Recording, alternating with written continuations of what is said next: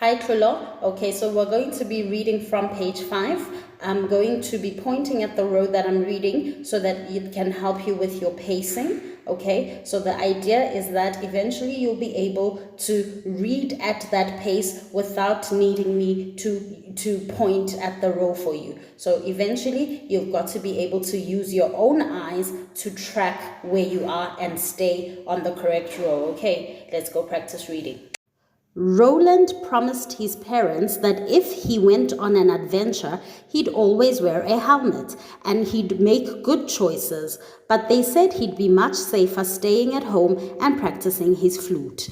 So the only thing Roland could do was read stories about Bumpy and imagine what it would be like to have adventures of his own.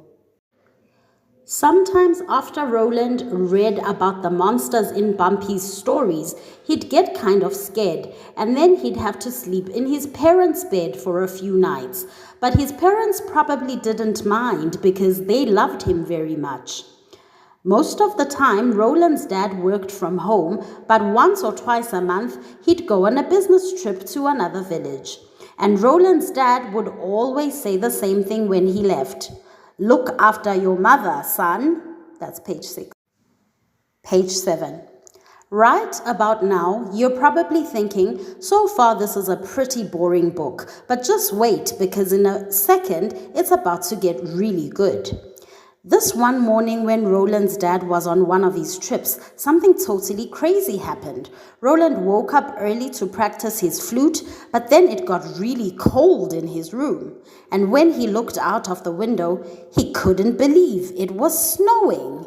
There's Roland looking outside of his window, and oh my gosh, it's snowing. That was page 7. Page 8. Oh yeah, I probably should have mentioned that this was the middle of summer, because then you'd be even more amazed.